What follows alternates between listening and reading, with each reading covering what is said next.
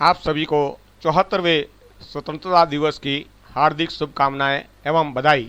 आज हम राजस्थान में शैक्षिक नवाचार और पहल में लोक जुम्बिश परियोजना के बारे में समझ बनाने का प्रयास करेंगे।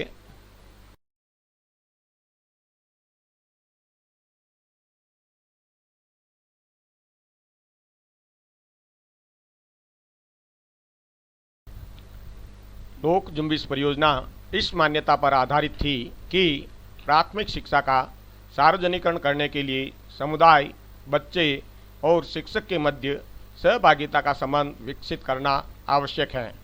समुदाय एवं बच्चों के कौशल और ज्ञान के साथ स्कूल का संबंध बनाना भी जरूरी है। साथ ही शिक्षक में बच्चों के ज्ञान और कौशल को पोषित करने की योग्यता विकसित करना एवं समाज में शिक्षक की अहमियत को पुनः स्थापित करना भी आवश्यक है।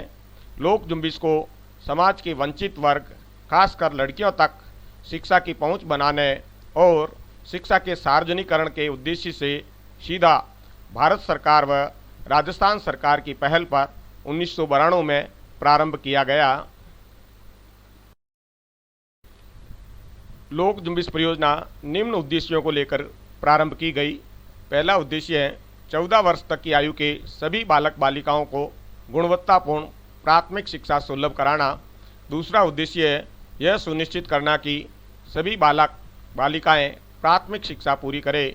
तीसरा उद्देश्य है शिक्षा में समानता के लक्ष्य की प्राप्ति के लिए प्रयास करना, ताकि बालक एवं बालिकाओं के बीच तथा सामाजिक व शैक्षणिक दृष्टि से वंचित वर्गों एवं समाज के अन्य वर्गों के बीच समानता है। चौथा उद्देश्य है शिक्षा की विषय वस्तु और प्रक्रिया में आवश्यक सुधार लाना, ताकि वह लोगों की संस्कृति, उनके रहन सहन और काम के तरीकों से मेल खाए। पांचवा उद्देश्य है परियोजना के प्रत्येक काम में समुदाय की क्रियात्मक भागीदारी सुनिश्चित करना।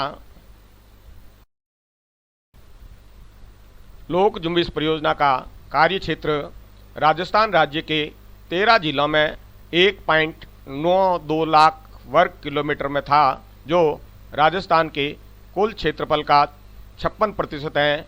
इसमें अजमेर, बांसवाड़ा, बारां, बाड़मेर, बीकानेर, चित्तौड़गढ़, डूंगरपुर, जैसलमेर, जालोर, जोधपुर, पाली, राजसमंद तथा उदयपुर जिलों के 102 विकास खंड शामिल थे।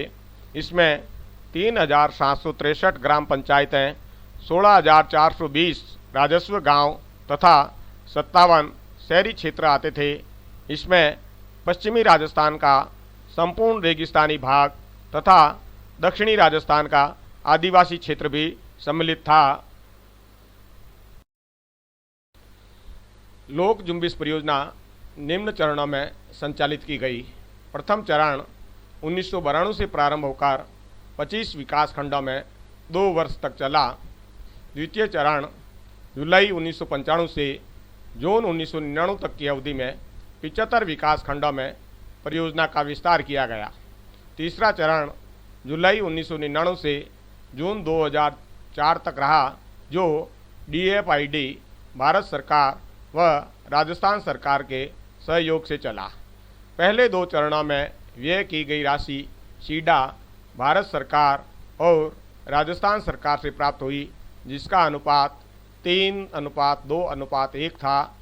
प्रारंभिक दोनों चरणों में वे विकास खंड भी परियोजना क्षेत्र में आते थे, जो लोक जुम्बिश कार्य क्षेत्र के 13 जिलों से अलग थे।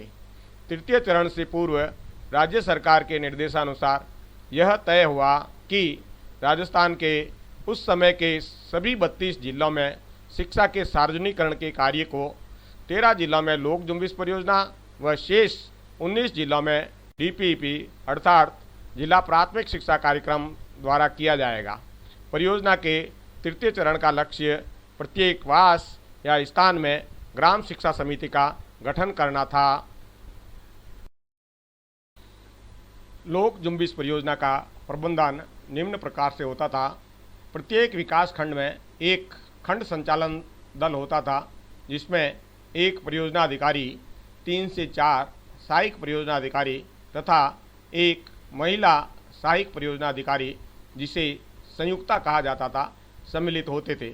विकास खंड को 25-30 ग्रामों, 5 से 6 ग्राम पंचायतों के समूह में बांटकर संकुल बनाए जाते थे। संकुल में लोक जुम्बिश के काम के क्रियान्वयन की जिम्मेवारी किसी स्वयंसेवी संस्था को दी जाती थी।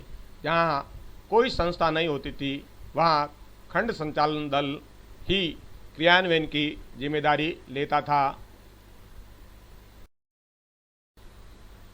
लोक जुम्बिश परियोजना की महत्वपूर्ण गतिविधियाँ निम्नानुसार थी। पहली गतिविधि वातावरण निर्माण। लोक जुम्बिश की गतिविधियों में पहला काम स्थानीय समुदाय को प्रेरित करना तथा उनके साथ एक सकारात्मक एवं प्रभावशाली संवाद स्थापित करना होता था। इसके लिए परिवार संपर्क, मोहल्ला बैठकें, ग्राम सभा, कल्ला जत्था, कठपुतली प्रदर्शन एवं फिल्म प्रदर्शन आदि गतिविधियां की जाती थी। इसमें समुदाय के लोगों की रुचि और भागीदारी को देखते हुए प्रेरक दल का गठन किया जाता था, जिसमें गांव के सभी वर्गों तथा महिलाओं का प्रतिनिधित्व होता था। प्रेरक दल को 5 दिन का आवासीय प्रशिक्षण दिया जाता। इसके बाद प्रेरक दल के सदस्य गांव का शाला मानचित्र बनाते थे। वे हर परिवार में जाकर 5 से 14 वर्ष के आयु वर्ग के बच्चों की शैक्षिक स्थिति का आकलन करते। गांव के लोगों को सक्रिय रूप से भागीदार बनाया जाता। लोक जुम्बिश परियोजना की अगली महत्वपूर्ण गतिविधि है भवन निर्माण। लोक जुम्बिश के अंतर्गत भवन निर्माण समितियों का गठन कर उन्हें भवन बनाने या उसकी मरम्मत करने की जिम्मेदारी दी जाती थी। इसमें मरम्मत कार्यों को प्राथमिकता दी जाती। सामग्री खरीदना, काम का निरीक्षण करना, हिसाब किताब रखना आदि समस्त काम भवन निर्माण समिति के द्वारा किया जाता। भवन निर्माण एवं मरम्मत में यथासंभव स्थानीय सामग्री का उपयोग किया जाता था। समिति में स्थानीय विद्यालय का प्रधानाध्यापक, सदस्य सचिव तथा 10-12 सदस्य होते थे, जिन्हें इस काम के लिए 2 दिन का प्रशिक्षण दिया जाता था। पूरे काम के दौरान खर्चों व अन्य मामलों में पारदर्शिता रखी जाती थी। जहां संभव हुआ वहां राजमिस्त्री का काम महिलाओं से करवाया गया। इससे उनमें एक नए कौशल का विकास हुआ। परियोजना की तीसरी गतिविधि है महिला विकास एवं बालिका शिक्षा।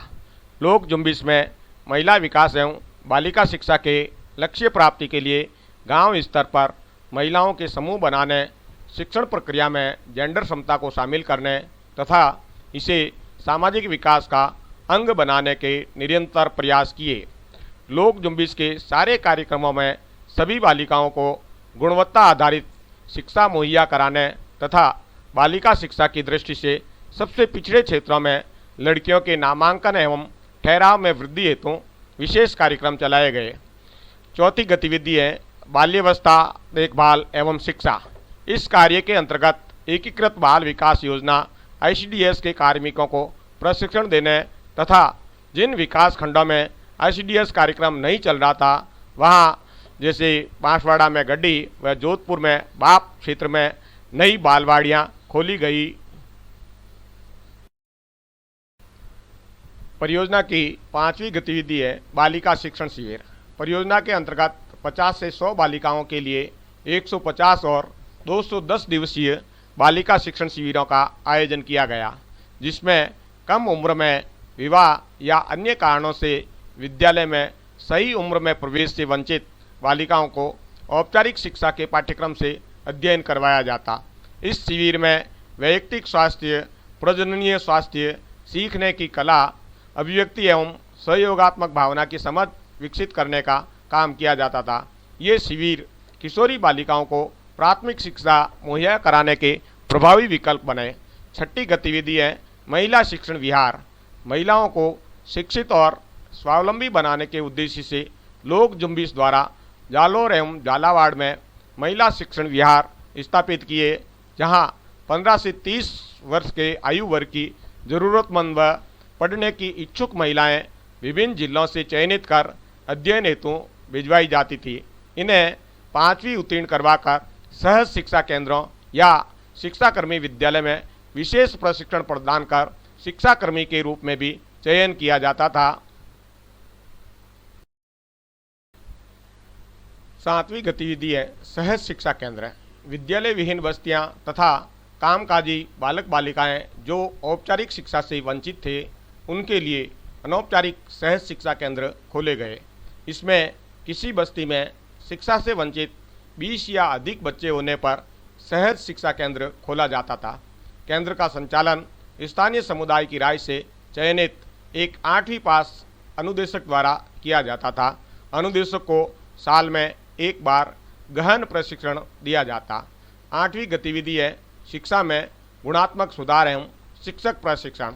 लोक जुम्बिश परियोजना द्वारा शिक्षा में गुणात्मक सुधार हेतु विविध स्तरों पर शिक्षकों हेतु अभिमुखीकरण प्रशिक्षण, विषय वस्तु आधारित प्रशिक्षण, शिक्षा सहयोगियों का प्रशिक्षण एवं अकादमिक सम्मेलन हेतु विभिन्न प्रकार की कार्यशालाओं व बैठकों का आयोजन किया जाता था, जिसमें शिक्षक, शिक्षा सहयोगी, राजीव गांधी पाठशालाओं के शिक्षा सहयोगी, पैरा टीचर तथा अनुदेशक भाग लिया करते थे।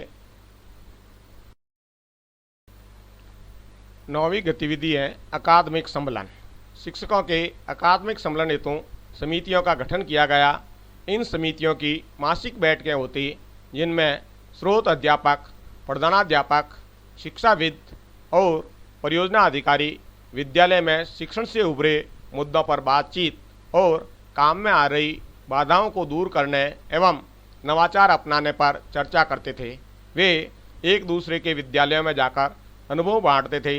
इसी श्रृंखला में राज्य स्तर पर एक राज्य स्रोत दल का भी गठन किया गया, जो अपनी बैठकों में पठन पाठन संबंधी समस्याओं पर चर्चा कर विकास खंडों में उक्त विचार को पहुंचाता था।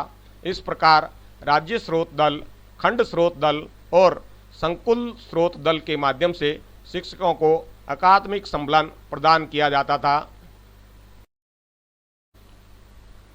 मदरसा शिक्षा कार्यक्रम।